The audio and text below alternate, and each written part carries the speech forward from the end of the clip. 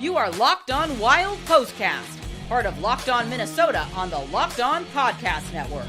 Your team every day.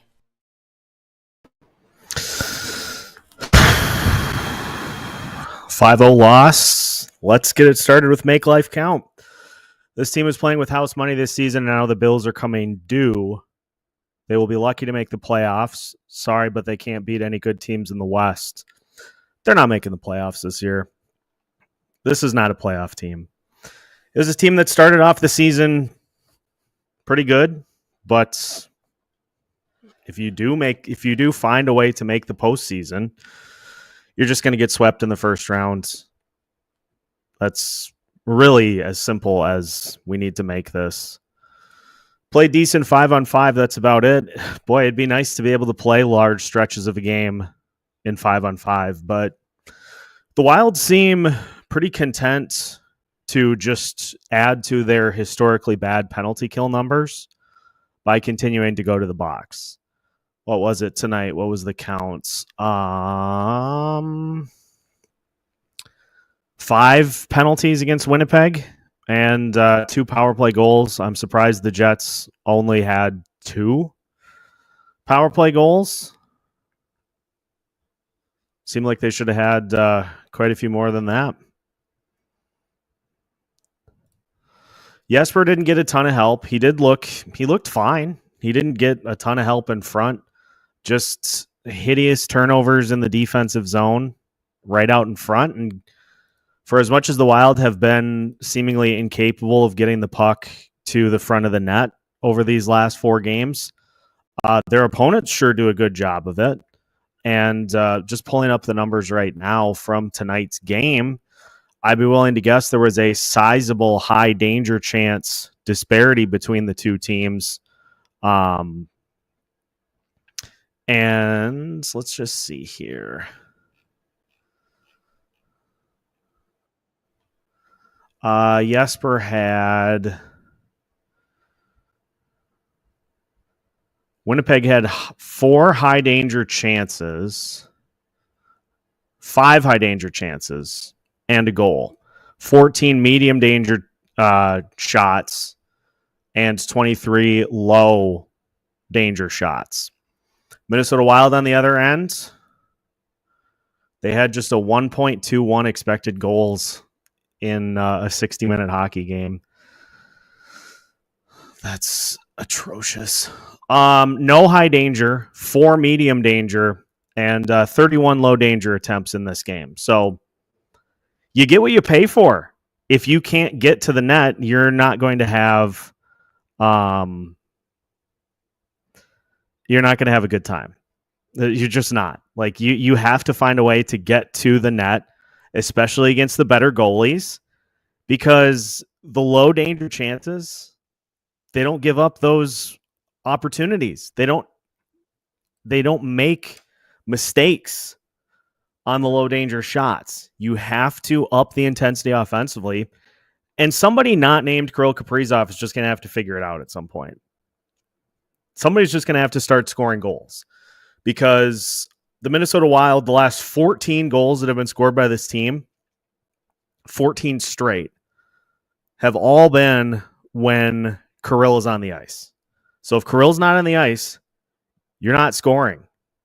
And that's not a recipe for wins. Only 4 straight losses away from 2011, 2012. Yeah, I was just looking at that today, actually, because that's been the most consistent comp to this Minnesota Wild team is 2011, 2012. And before it all fell apart, the Minnesota Wild were 27-3. They beat the then Phoenix Coyotes on December 10th, 4-1, to improve to 27-3. They then 1, 2, 3, 4, 5, 6, 7, 8. They lost 8 in a row. They then rallied to beat Edmonton 4-3. Then they lost 3 straight. Then a win. Then 4 straight losses. And it just got worse and worse to the point that the Wild finished the season 35-47. And I understand there are players out of the lineup, but the games don't stop. The games don't stop. The points continue to be the games continue to be accumulated. Like you got to find somebody to get something going, because like other teams are missing players too. Winnipeg maybe not so much. They have been pretty fortunately healthy, but like other teams are missing key pieces. Colorado Avalanche have finally started to figure things out, and they're still missing some pretty key cogs to the entire situation. And they just continue to make plays. Got to trade Boldy. We can't have this inconsistent of a player to rely on scoring opportunities when we only have one good scorer.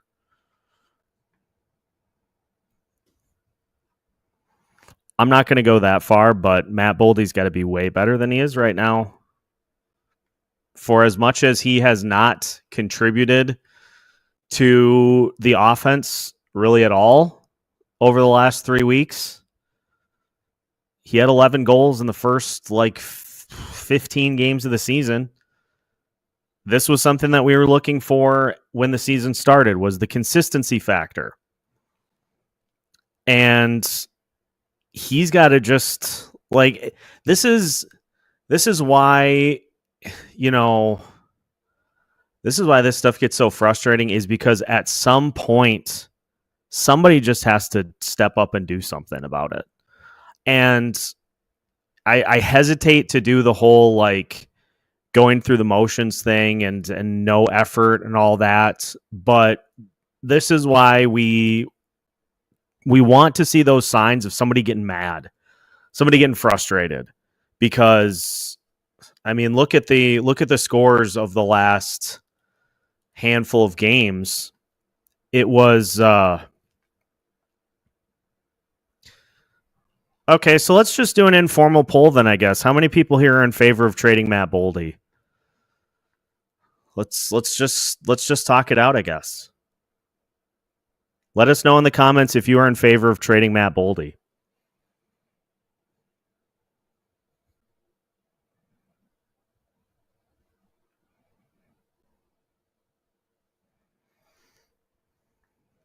Urban is a yes. There were a couple of other people that said that they need to as well. Well, I mean, I think it would probably be a mistake, but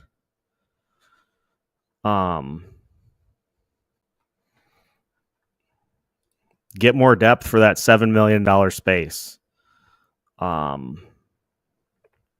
I mean, that would free up some cap room, but I don't think that's a particularly good idea. And for as much as Boldy has been inconsistent, moving a scorer off this team does not solve the problems.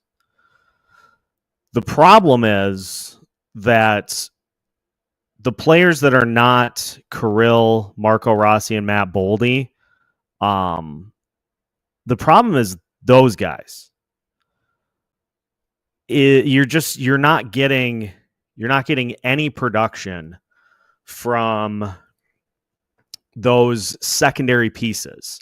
Let's just back this up, because I'm pretty sure what I heard tonight was that Ryan Hartman is on a 14-game point drought. So let's just see what other secondary players have been doing since that point. I just got to get to where 14 games back has been. Okay, that's a little too far. Let's do this.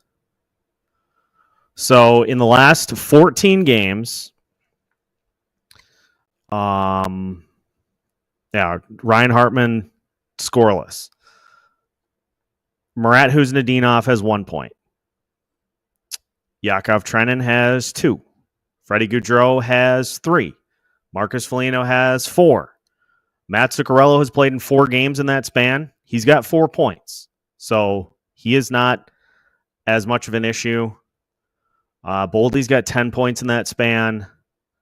Marcus Johansson's got 7 points in that span, which that's actually more than I figured. But the problem is all those other guys are not helping you at all. It should be assumed that the top players on this team are going to draw the most attention. And it's probably going to be more difficult for them to score. Nobody else is doing a damn thing right now. And it's not only the secondary scoring, the defensive lapses, the turnovers in the offensive zone. It's just... It is just everything. And is the team pressing? Of course they are. So it's all compounding. All of the issues that this team is dealing with right now are compounding at the same time. You're giving up the first goal of the game. The penalty kill is not only bad, the penalty kill is giving up goals within the first 14 seconds. 7 seconds. Your penalty kill is not even, you're not even able to run the full 2 minutes. Like the one tonight was, I think, 6 seconds. Then there was one with 14 seconds. And I am exhausted to death by trying to figure out how to fix the penalty kill. I think it is exhausted as a talker. And it's not just this show. Everybody's exhausted about talking about a unit that we're not even, even if they could be at 75%, which is well below average, even if they could be at 75%, that would be plenty. But we can't even get that. And the penalty kill, by the way, for as inept as the Minnesota Wild penalty kill has been this season, it's not even close to as bad as the Winnipeg or the New York Islanders, who are on pace right now to set the NHL record for worst penalty kill in a single season. The Wild are at an even, that was coming into tonight, an even 70%. New York Islanders are at 64.3. That would be the worst ever. So I guess it could help. But I think there are just all these little details. So when John Hines says it's details that are causing the problems, he's not wrong. Face-offs is a massive one. You need to be able to handle D-zone draws. If you can't, you give your you give the other team the opportunity to perfectly set up whatever they want, as opposed to making them chase. So it's not being able to win faceoffs. It's not being aggressive. It's not being able to clear the puck out of the zone. How many times have you seen a Wild player swing and miss on a clearing attempt this year? It is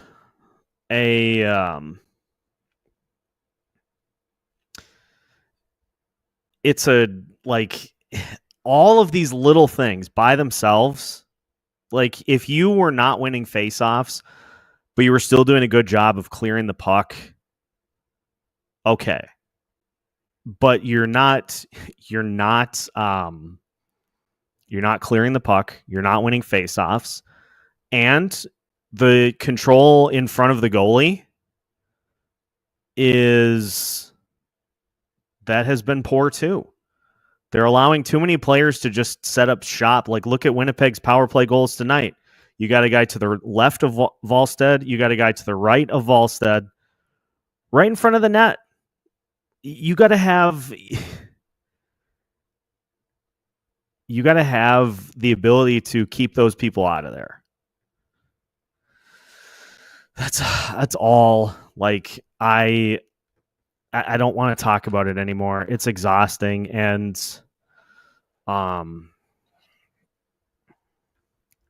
like at some point you just are beating the same thing to death on a nightly basis. 17 straight periods the Wild haven't scored without Kirill on the ice. That's a problem. There are a lot of things that were going well for the Wild to start the year that have dried up. Secondary scoring has been invisible. And look, I'm not trying to discount what players bring to the table, like Joel Eriksson-Ek, like Jake Middleton. Those are hugely important pieces to this team. But if you just completely fall apart with two players out of the lineup, that's a problem. And we're not even talking, it would be understandable if this team went into this type of a stretch without Kirill Kaprizov. But they held, the year that Kirill missed a bunch of time because of the Winnipeg injury, which, by the way, Kaprizov hates Winnipeg. And I kind of dig that. But when he got hurt against the Jets, the Wild, they treaded water during that stretch because Matt Boldy went nuts. He had the 13-goal march. And we're talking about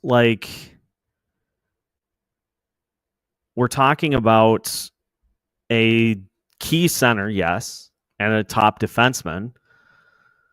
There are plenty of other guys. There are plenty of people that just need to step up and just do more. That's the point I think I'm trying to get to very poorly. I'm not articulating it well, but that's the point I think I'm trying to get to is if you're missing a key piece, you got to have 4 or 5 players step up and do a little more. And nobody has done that over this stretch. And this we just have to, you got to air the grievances.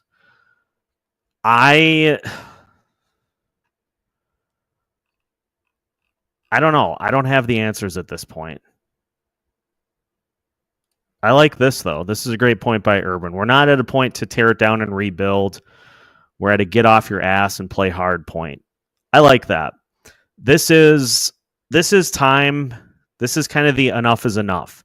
What I would love to see nothing more than, I know it's Chicago on Monday. Beat the unliving crap out of them on Monday. Let some frustration out. Just beat them 8 or 9-1. Get some frustration out of your system. Get a few days off. I think that's something that this team needs to. I just also would like to point out the fact that the Minnesota Wild somehow just end up with the most back-to-backs every season. I don't know why that's a point. And I made this point with Alex a couple weeks ago, and I'm going to stand by it. I think divisional opponents should be off limits for back-to-back games. I think if you're going to schedule a back-to-back and the second night you play a key Central Division opponent, you got to put them on a back-to-back too. Winnipeg hadn't played for a couple of days. That doesn't tell the whole story, but those Central Division games should be primetime Primetime games. Give both teams an opportunity to give them an opportunity to be ready to rock instead of, oh no, give them another back-to-back. Everybody take a second and relax. Going to talk everybody off the ledge. None of us thought this was a playoff team. This is a great point. I didn't think the Wild were going to make the playoffs this year. And I think we also have to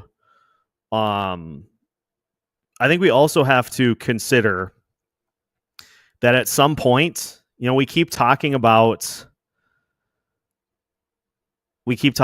how you need more scoring. Well, guess what $15 million would have afforded you? A pretty good top-line piece. And at some point, the Wild just hit a talent ceiling, having that money not available. So at some point, you are what you are.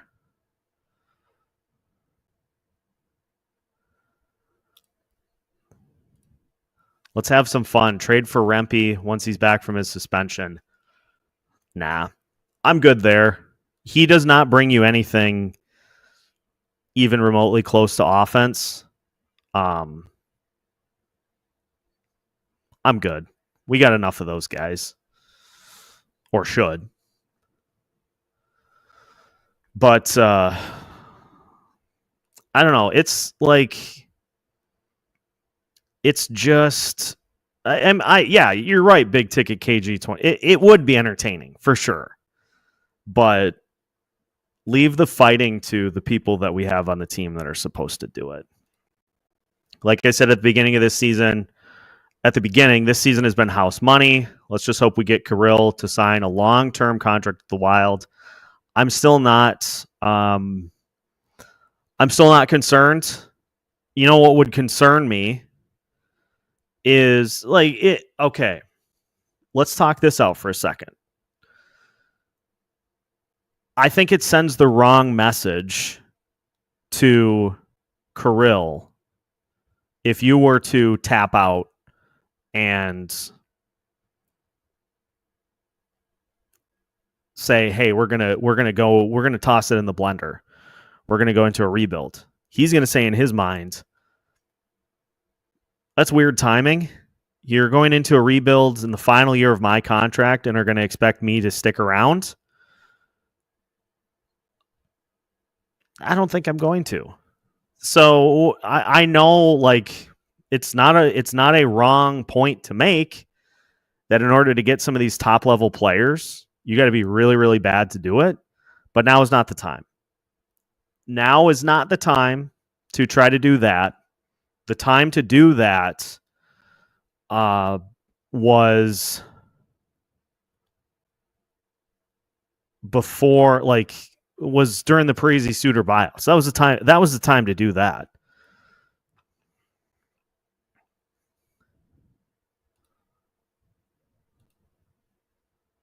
So you just gotta keep everything going, and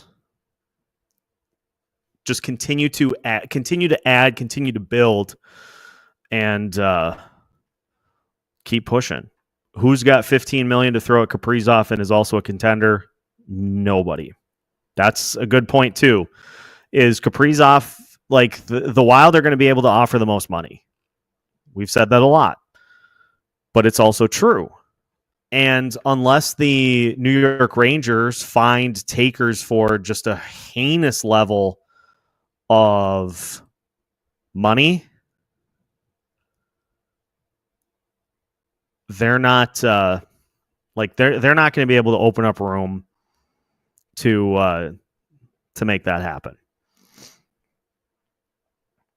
So I'm really not worried about the Kaprizov thing. Now, if we turn, yeah, they did get rid of Trouba's contract. I still can't believe the Anaheim Ducks just straight up took that and said, "Sure, we'll handle it for you."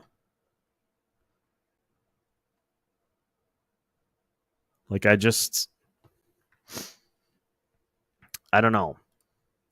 Let's talk about this too, because I've kind of tried to clarify.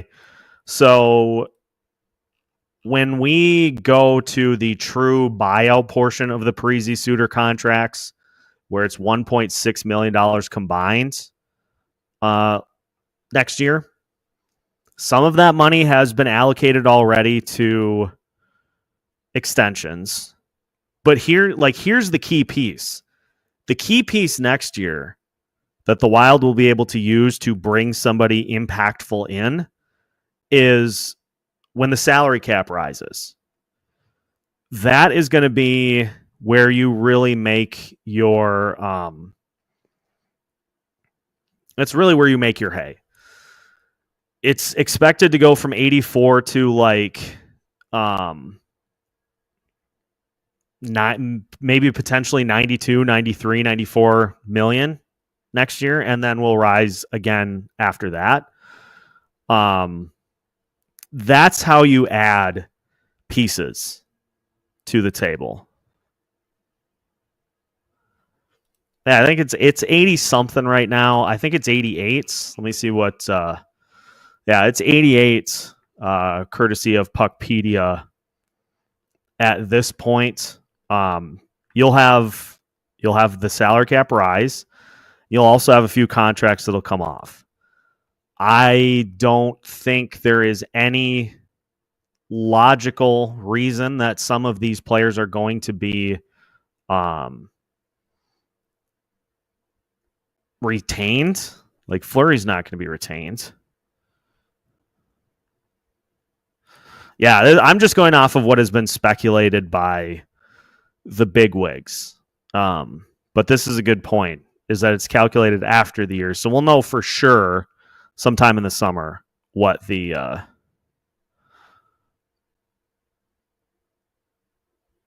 what it's going to be. It's a good point. Good work as always, Trav. That's where you can add a piece, is once that thing rises. Let's go to Bubba Abram. You may as well throw Hartman on that first line, throw Rossi down in the lineup. If Hartman can score 30 goals with Kaprizov like he did a couple of seasons ago, they got to get him going. So I'm not opposed to it. Look, I'm just going to say this on Liam Ogren, because there were some comments about bringing him up. I was talking to Denny about this yesterday. The Minnesota Wild want Liam Ogren to work on something. Denny speculated that it was his two-way game, which I think there is certainly something to that. And if they want him to just continue to work at it, that's fine by me. If they really want him to go the route that Marco Rossi went, where they say, just do your thing, don't worry about because here's the other piece of this too, is if Liam Ogren is put in a position where it's like, well, I have to perform really, really well to get to get called up, I got to hit this level of performance, then he starts to press. So I think Bill Guerin and the Wild just want him to just play. And if his performance continues like it has been, he's going to get called up. But I think they're trying not to put pressure on him to have to, hit a certain mark. I don't know. I'm speculating. But if the Wild felt like Liam Ogren was the answer to the problems, he would be here. They have the money to be able to call people up. If they thought that he was going to be the answer to all those problems, he would be here. That's all I'm going to say on that, because I know there's frustration. There's not a lot I can do about it.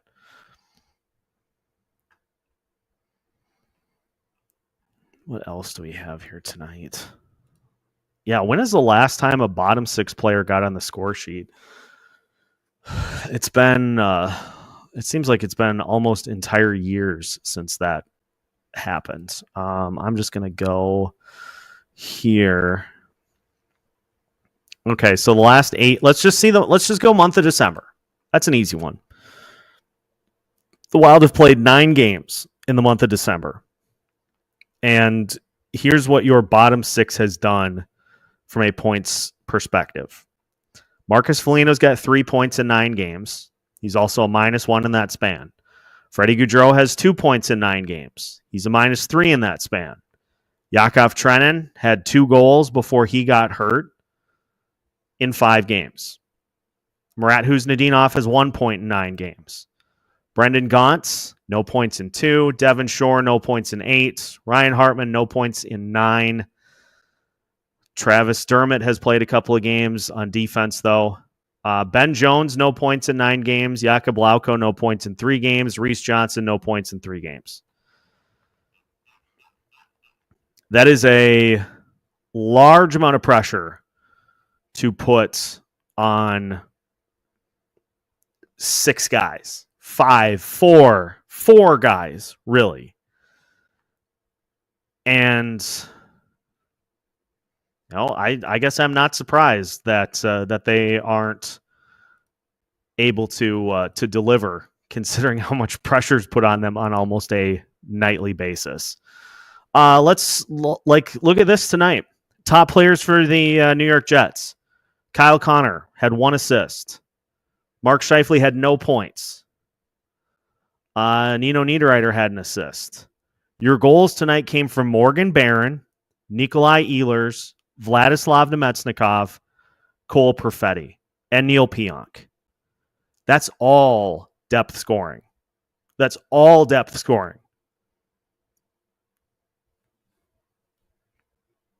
Tip of the cap to the Jets. Pedro Martinez said it about the New York Yankees. Tip your cap and call the Jets your daddies. Because that's what they are to the Wild right now. And Dallas. And on down the line. That's going to have to change at some point. Nino plays like his life's on the line when we play the Jets. He really does. But, hey, I would kind of want to stick it to my former team if they traded me for whoever that ended up. Was that the Granlund trade, or was... No, that was the Victor Rask trade.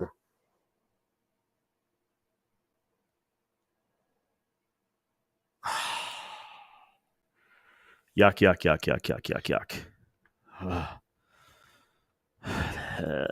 Ick. Yeah.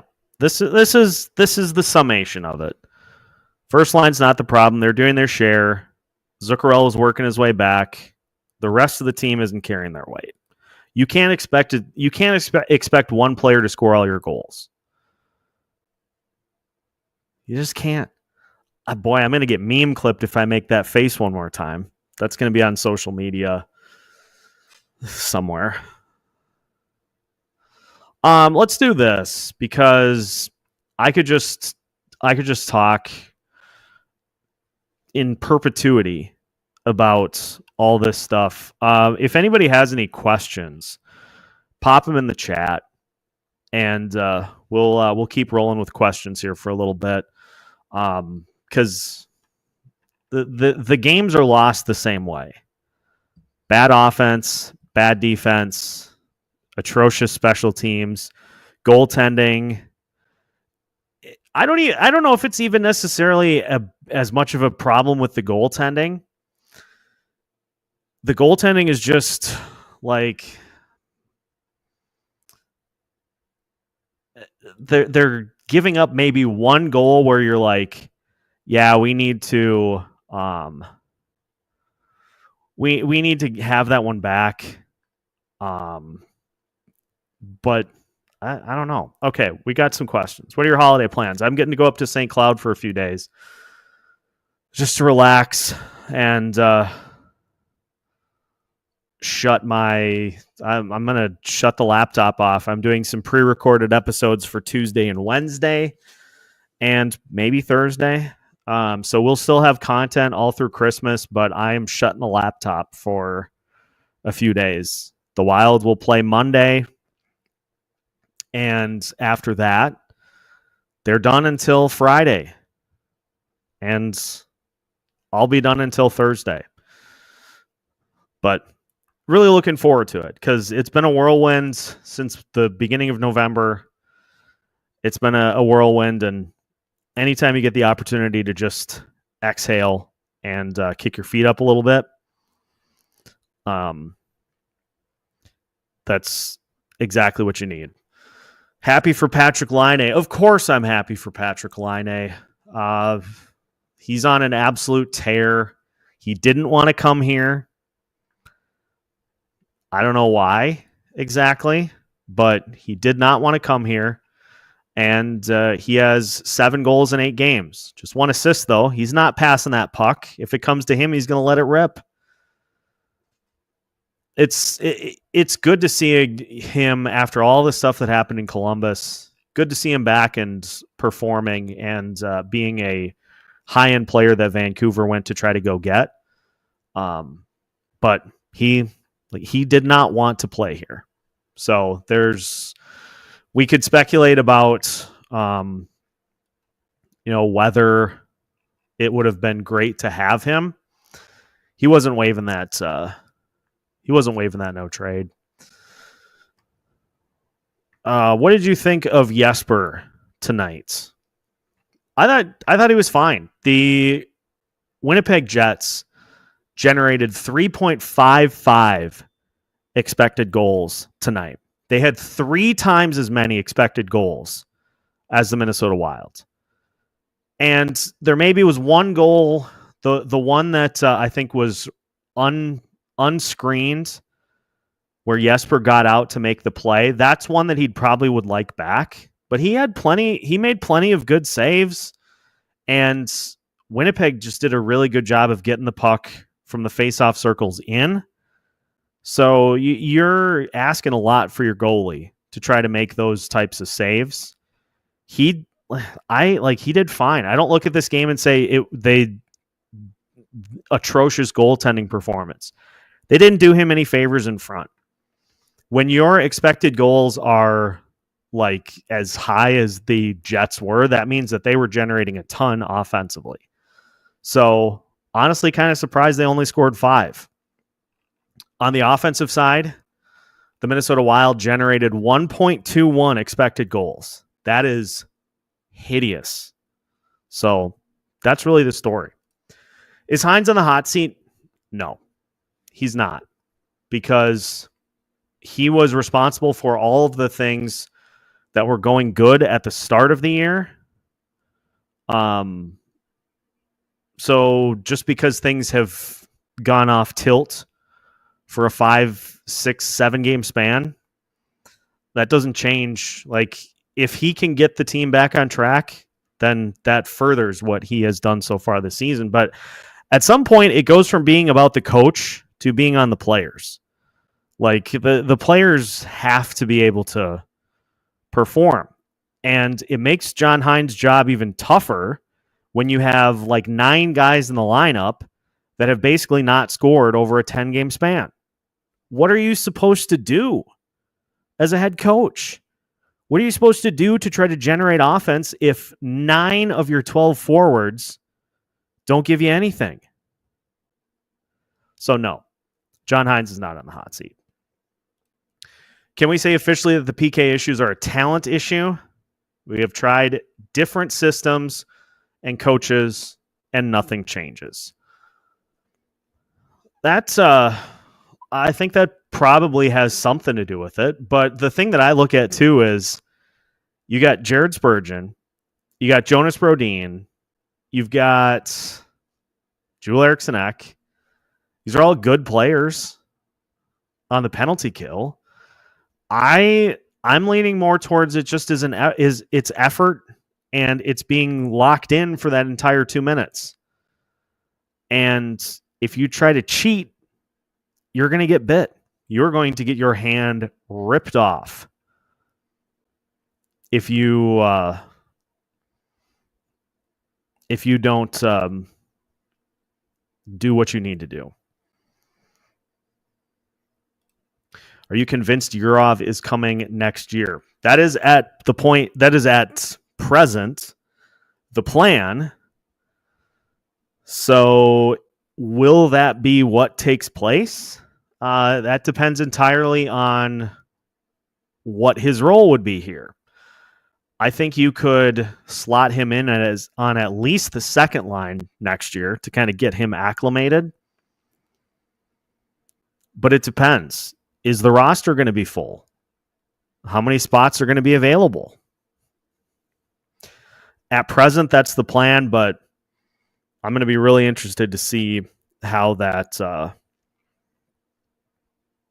plays out. Should Billy be feeling a little heat? I mean, let's just call this what it is right now. Like, I know I came in a little hot under the collar to start the postcast, but let's just call this what it is. Somebody on Twitter was saying it's time to strip the team off for parts, trade everybody, and go into a full rebuild. And I said it's a skid, not a death sentence. It is 1, 2, 3, 4, 5, 6, 7, 8. It's probably an 8-game stretch, minus the Philly game, that things have not been going well.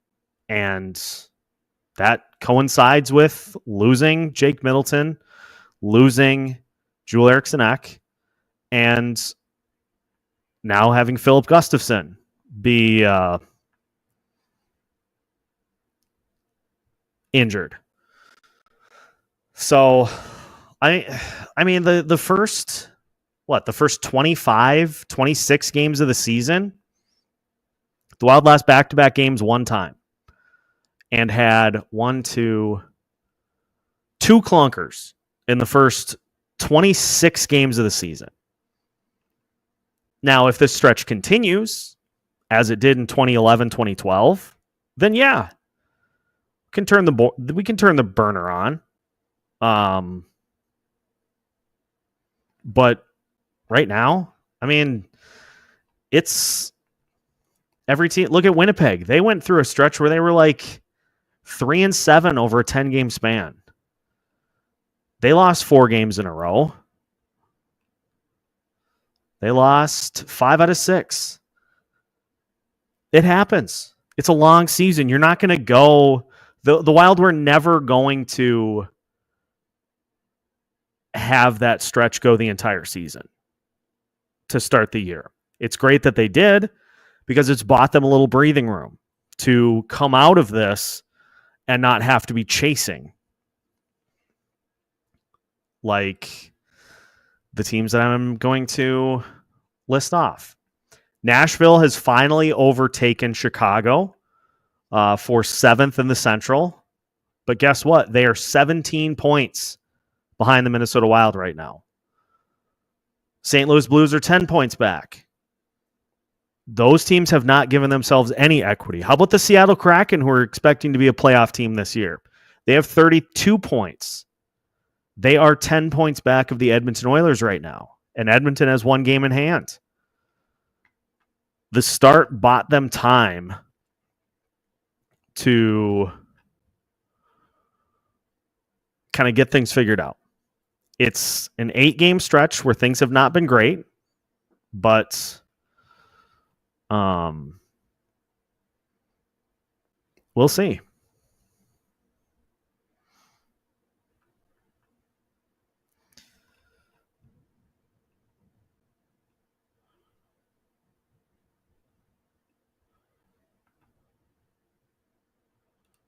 Just have to ride this out. We get the big 3 injured players back and we'll be fine. Echo and faceoffs on the kill. Time for patience. And the other thing too, let's keep this in mind.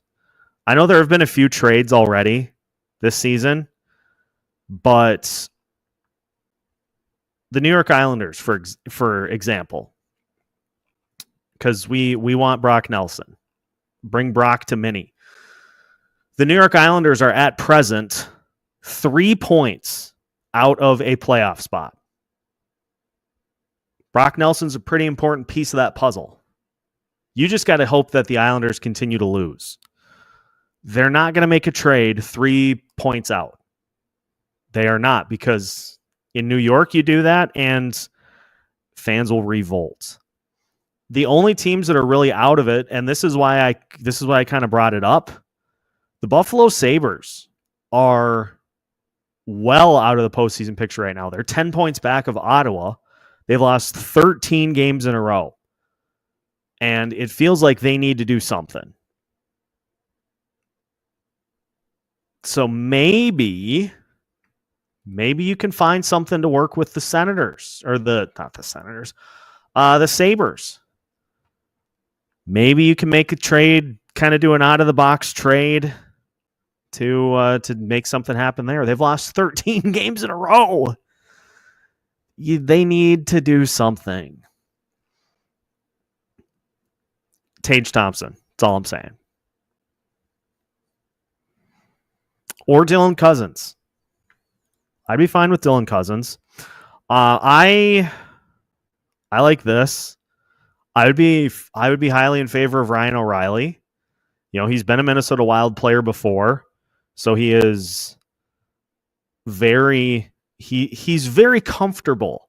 Ryan O'Reilly is very comfortable with the Wild organization. That is obviously a joke because he was here for 20 minutes. But let's see what Ryan O'Reilly has done so far this year. Well, he's got 19 points in 31 games. He's a minus 13. And he'd be good for face-offs, but I don't know. I'd rather go kind of out of the box. Tage Thompson. Tage Thompson needs a change of scenery. Big body. He would work on either the first or second line.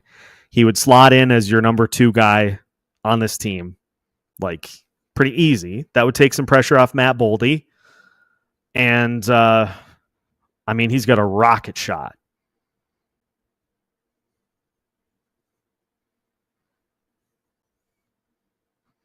We'll see. Yeah, I think he's 7.7. Let's just pull it up here. I don't mind trying to will particular trades into existence. And Buffalo has a ton of cap space, so they could retain. He's at 7.1 per year. Have the Sabres retain. Have them retain half. Pay a little extra for it. That in my it's clearly not going to happen, but that would be like I think you want to kind of catch somebody. You want to catch somebody while they're like age-wise. I mean, where's he at? He's 27.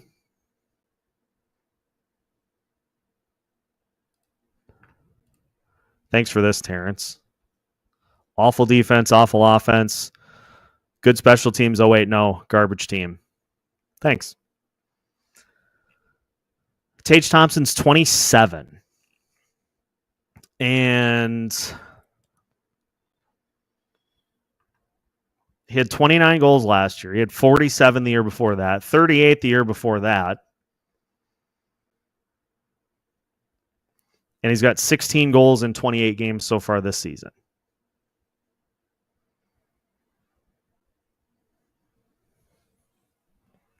Maybe make a home run swing.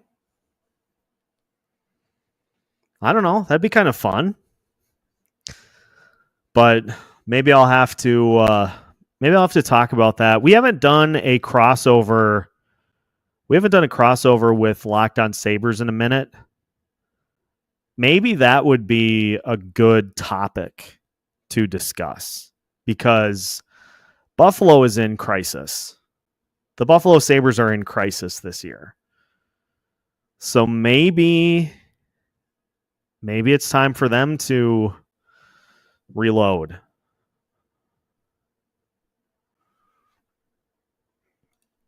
We're top of the league. Injuries are killing us right now. As soon as we get healthy, and assuming we stay in the playoff race, they'll be fine. I don't think the Wild are going to fall out of it.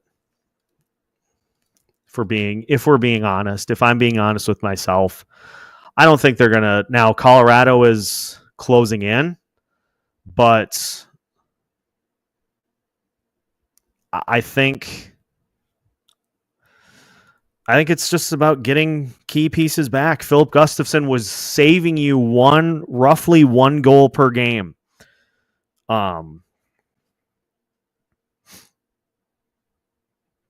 And you go from a goalie that's saving you one per game.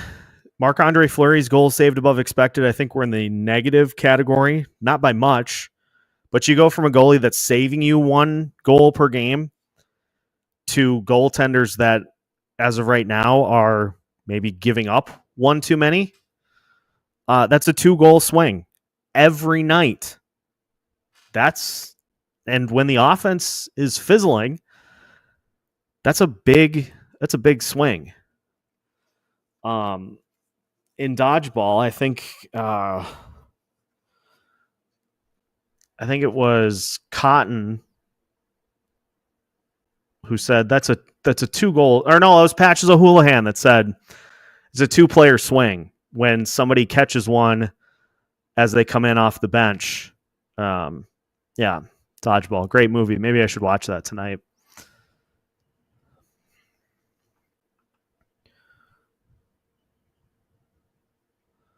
Yeah, limitations on what can be exactly, Dougie. Limitations on what can be accomplished with what's going on. Oh yeah, the Vancouver Canucks are a mess too right now. So if their situation doesn't improve, then the other option that starts to get a little intriguing, because they're losing right now to the Ottawa Senators 2-0 in the first period. Maybe you go grab Brock Besser and just keep him around. We didn't entertain that as a possibility per se, because in order for him to leave Vancouver, the Canucks had to be bad. Well, now they are. So maybe you give that a run. But the point is that you can ask teams to make trades, but they don't have to agree. They can say, no, we feel like we're in a good spot right now. We just need to go on a little bit of a run, and we're holding pat. We're standing pat right now. And until they go in a skid, there's really nothing you can do about that. So it's all about right now just managing this stretch, mitigating this stretch, navigating through it, and just continuing to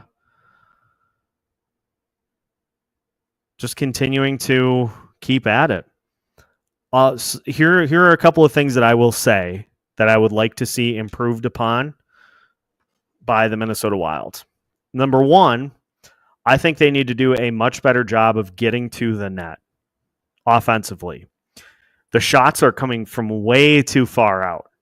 You got to crash the net. That's the big thing. Defensively, the lapses are very bad. The lapses and the turnovers. It has not been crisp. The passing has not been crisp. The overall puck awareness has been pretty foggy lately. That needs to change too. So those are a couple of things. Just go knock the wheels off the Chicago Blackhawks on Monday. That's about all you can do. I think this little break is going to help. A couple of days off. I think is going to do some good. And Bob is right here. They have had some opportunities where they get close to the net, but you gotta capitalize on those. Like Murat had a couple. There was a tap-in opportunity right behind Hellebuyck. You close on that, get one back. Who knows? But they just are not like and that's when you know a team is struggling, is when even the easy opportunities are not going in.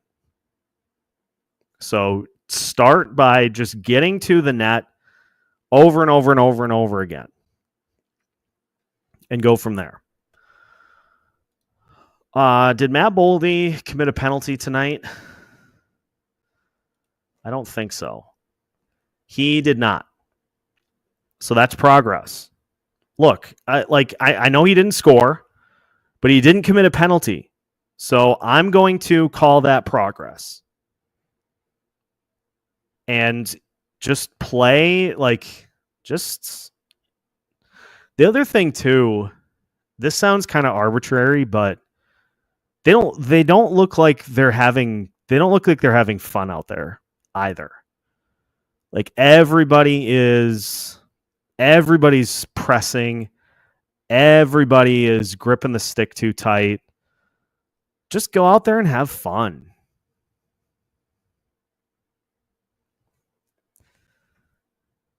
Bill Guerin signing old random guys to long contracts looks hilarious right now. Future is dim.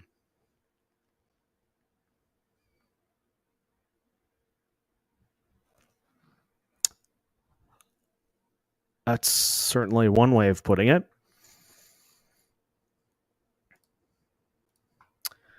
With that, I think we're going to call it for tonight. Let's just get out. Let's just get back to having fun on Monday against Chicago. Then a little break, and then go give Dallas everything you got on Friday. That's all you can do. Let's just try to avoid the gloom and doom and the sky is falling and this is the worst team in the history of Minnesota Wild hockey. This is the worst team in the history of Minnesota sports. They're not going to win a game the rest of the season. Can we just not? I know I did it myself at the beginning of the show, but like I said, I came in a little hot under the collar. That's fine. Let's just perspective. Let's just keep perspective. And let's just enjoy the rest of your Saturday. I'm going to. And we'll see what happens. But thanks, everybody, for tuning in. And I stress again, enjoy the rest of your Saturday. We'll give them hell on Monday. We'll give Chicago as much as they can handle on Monday. That's all you can do. Make sure to hit that like button if you haven't, or if you have not hit the like button yet, you are in full support of the Wild not scoring any goals. So hit that like button.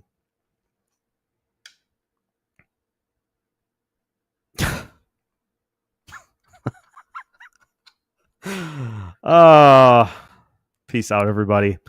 Wild lose 5-0. We'll get back at it again in Monday's game against Chicago.